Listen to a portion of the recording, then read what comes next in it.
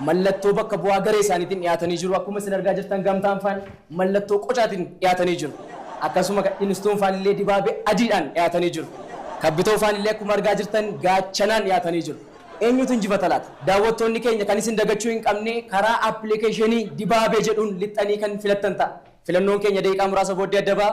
Amma kallattumaan karaa gamtaa faatti hin darbaa. Gamta ka'aatii yaada keessan uummata kanaaf dhiyeeffadhaa. Tole egaa jalqaba irratti asii akkasittiin dorgommii kanatti dhiyaachuun keenya baay'ee gaddina. Baay'ee maaliif dhaabbata kufee lafa ciisaa jiru kana kaasnee humna itti goonee itti hubsiisuu kan danda'u nuun ala namni biraan hin jiru waan ta'eef hin dandeenyedhanii dorgommii biroo isaan dhufan hin gaddina. Kuni tuffii dhaabbata kanaaf qabu akka ta'e ni hubanna. Dhaabbati kun iddoo kufee ka'ee ijaaramuu qaba. Waan jedhu irraa kaaneetu gara dorgommii kanaatti seena. Dhaabbanni kun immoo akkuma isin argitanii kufee lafarra gangalachaa jira. Humna aaraa barbaada. Isa kanaaf nunis mallattoo keenya qocaa kan godhate. Qocaan bara ishee guutuu guyyaa tokko ofii isheef jiraattee hin dhagaa sana baachuu barbaaddee jaallattee nus ba'aa keessan baachuu ba'aa dhaabbata kana baachuu ofii keenya yoo jiraachuudhis rakkoo hin qabu garuu baatamuu qaba dhaabbati kun jenneetu mallattoo qocaa filannee gara hojii kanaatti seenu. Yoo nu filattan namoonni dhaabbata kana keessa jirtanis maamiltoonni dhaabbata kana fayyadamtanis isa kanaan duraa caala. Isa kanaan dura fedha keessan baanne rakkina keessan baanne waan isin gara dhaabbata kanaa dhuftaniif baanne milkaa'inaan isin geggeessuudhaaf kutannoo qabnu agarsiisa. Egaa nu filadhaa jechuun akkasin tuffachuuti nu filattaniitti waan ta'eef egaa jarri kun isin dibaabee argitu garuu meeshaa qara qabudha kan isaan baatanii jiran. Duuba isaan maaltu jira dibaabee kana qara qabu sibiila qaba waan nama waraabu asii meeshaa baatanidha. Kunno achi eeboo baatanii. Ma adda waraanaa maaloodha maal yoo keessaa baasaati nutti ma yaada keessan fixaniitu yoo ta'e ta'a. Egaan daawwattoota keenya amma kallattiidhaan karaa kabbeefaatti dabarraa isaan gaachana bakka bu'anii dhiyaatanii jiru kan isaanii dhaggeeffan kabbee yaada keessan dhiyeeffadhaa. Mee turaa mee dura maali namichi kun maali inni 99 nurra maggaluu meechi nurraa deebisaa. Maali? Maali? Yaaduma keessan. Yaada keenya ibsachuu dandeenyu mooni. Please ifamaa wajjin nurraa deebisaa malee seeraan nurraa deebisaa. Yaaduma isaanii cinaa dhaabbachuufi. Nurraa deebi'a. Galatoomyaa. Sinis galatooma.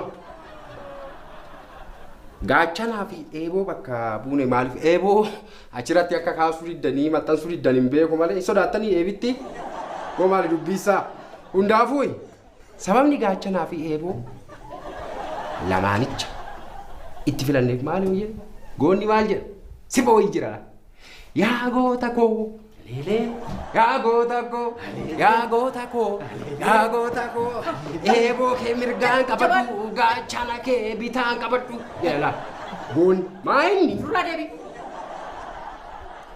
amma maayinni teeknika lolaa keessatti kun in ittisa laa dhagaa tokko irraa nu ittisa. Kun immoo namoota dhagaa darbatassan jedhaa jechuudha. Kanaafuu amma kanaan beela ittisaa Diina mancaasaa. deebi'a. Dhagaatti. Simaa deebi'a. Obsa please nu jeeqaa jirtu. Kana kan goonu immoo akkamitti warqituun harka laali. Harki ishii warqee akkamii ta'e mana nyaata qabdi beeku amma kunis mana nyaata qabdi ani immoo achitti maalan gochaa ture uqubii sassaabaa ture ishii mana nyaataa qopheessiti ani immoo achitti uqubii jechuun wanna salphaa seenaa uqubiin biyya jijjiira uqubiin hiyyummaa mancaasa durummaa fuudha kanaafuu mana dibaabee kana mana nyaatatti jijjiirra warqituuni nyaata maal fakkaatu harka ishii warqee kanaan nu dhiyeessiti ani immoo uqubii kana walitti sassaabnee jechuudha nama siin godhu uummata naannoo kanaa hiyyummaadha baasnee gara durummaatti ceesisuudha. Mana kana fayyaasa tajaajila biraaf mana nyaataatiif oolchuuf jechaa jirtu jechuudha. Nika nuun amma mana kana waa 99 walitti funaanne iddoo kanatti takka buna danfisuu takka shaayee danfisuu takka sifachi maggaluudhaaf miti. Mana kana fakkaatu mana nyaataatti bannee. Harki keenya beekamaadha. Hojiin keenya beekamaadha. Uummata kana tajaajiluudhaaf, uummata kana wajjin jiraachuudhaaf itu dorgommii kanaan dhufne nuyi. Malee akka warra kaanii dhagaa baadhee muka baadhee hin jennu nuyi. Hojii keenyaan agarsiisna. Uummati immoo harka keenya beeka. Tole ta'a. Kana barbaanna. Ta'a obsa deebi. Ta'a. Kana. Uummati naannoo dibaabee warra dhaadatu hin taane warra hojjetu barbaada. Warra hojjetu barbaada. Ta'a baay'ee dhaadatanii arginee jira ta'a. Waan waalti koo waan haaf. Hin xumuran. Ofna arge namni. Mee namni ofna arge. Kamishee godhu laata? Kamishee godhu laata? Kamishee godhu laata? Kamishee godhu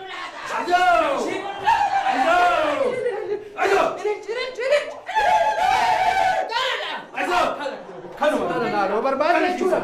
Kanatti bareennee jira. Uummata keenya tajaajilu. Kanuma. Jabaan akkatti ishiin bareedu laal walla shifa. Ta'a. Fixattanii jirtu? Ta'a. Fixannee jirra. Baay'ee dhaadattu arginee jirra. Argine sirriitti. Amma kallattiidhaan karaa inistuufaatti dabarra. Inistuufaan yaada isaanii dhiyeeffatu. Egaa galatoomaan jedhaa. Egaa meeqaa mana duuba dhaabatee na dursisu kana yookaan narraa bakka tokkotti butaa yookaan narraa gadi baasa. Eessumoo qaaman ta'e. Obsa. bakka kitti deebi. Obsa. Deebi bakka. Eenyutu gaardisi godhee? Taa'i. Egaa galatoomaa uummatis isinis argaa jirtu. Gaafa wallaalummaan mirgaarraas bitaarraas ka'ee as darbee achi darbee mataa beekumsaatti rurrukutamu hundumtuu ilaalaa jira. Maa wala rabsinaa. Kallattiidhaan dubbiidha yoo ta'e dubbiidha jira. Biliis. Kabbitoo. Maa wala rabsinaa ree wallaalaan eenyuwa? Kabbitoo. Hin barannee isinii. Dhiifama. Hojii ma keessan jecha akka namni isiniin jedhu gochiisa. Dhiifama. Ministeeratti irratti uffata. Eessumoo kara deemtuun inni mo'achi yaada keetti kufeeti. Obsa. Taa'inarra. Obsa biliis nu jeeqaa jirta. Dhiifamaa wajjinii amma qaamni kun sira nagaama ture ani garuu anaanis bakka hin bu'u ilaalcha koos bakka hin bu'u waan ta'eef utuu narraa deemee jedha. Kasii. Narraa deemi.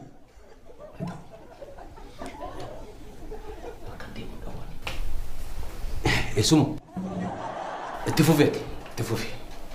Gantuun alaalaan dhuftu asumaa dhufte. Itti fufe eessumoo. Egaa namni kun akkuma uummanni argaa jiru isinis argaa jirtan bakka kana ture.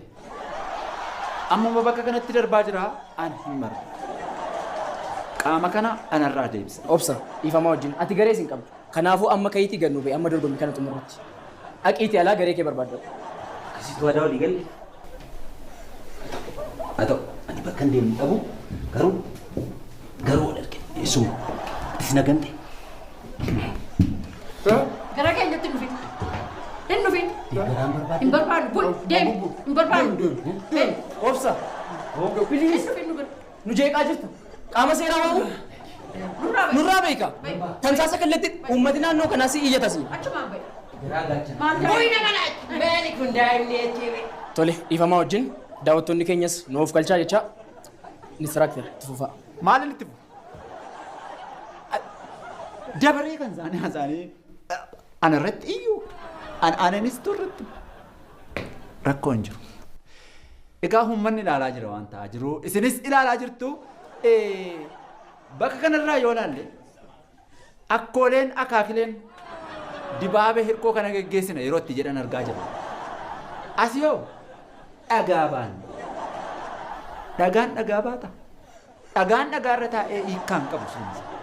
Dhiifama inistu waan tokko haa ta'u ankoo beektu anaan eenyu akkan ta'e garuu adaadoo addi warqituudhaan garuu yoo dubbiidha yoo ta'e dubbiidha jira keessaa baasaa nutti maa malee arrabsoon barbaachisaa natti fakkaatu. Meetur beekamtu. Maalumadhaan isin akka kana jaba baaftanii mee amma kana keessa ol qabachuun kun maalumadhaa? Maalidha dubbiinsaa kuni akkoodhaa kaakileedha kan jettan hojiidhaan agarsiisna jenne malee koo moggaasa fudhachuuf miti. Gara kana gaafan ilaalee haasa'u gamtaatu taa'ee iyya. As immoo garagalee gaafan ilaalu gamteetu iyya. Dhugaadha waan ta'eef. Akkoonis akaakileenis iyyuu dandeessu adaadaanis. Nuti dibaabee hirkoo jennee moggaafne ittiin deemaa jirru kun bara baay'ee baannedha. Dibaabeeni aduu rooba waan meeqa mana kanarraa ittiin eegaa ture. Kan isin dhibu dibaabee hirkoo maqaa masaa eegnetti fufne. Dibaabeenis tun jennaan. An ofitti hin finne. Maa inni hojiitti amana.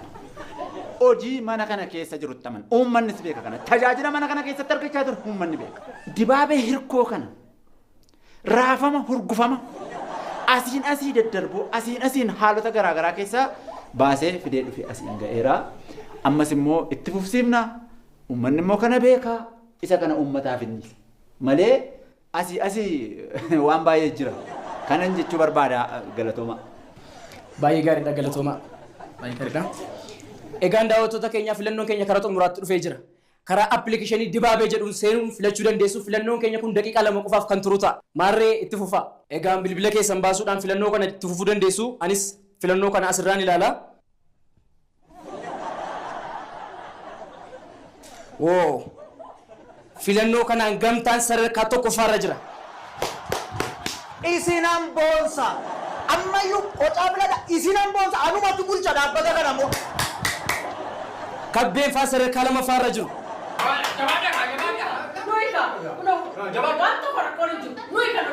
Instructor faan sadarkaa 3ffaarra jiru.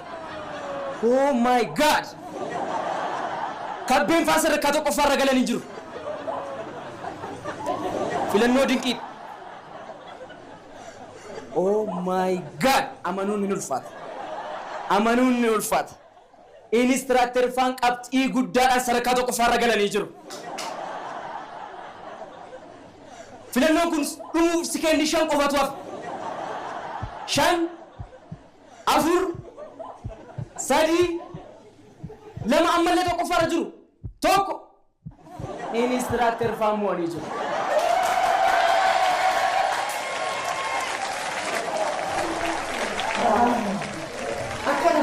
Akkana humni keenya uummata mijaalatu qabna nuti. Akka caljeeranii horiisan miti. Instructor faaf warri garee instructor baga gammaddan. Egaan daawwattoota keenya innistuufaan mana dibaabee bulchuu itti fufu.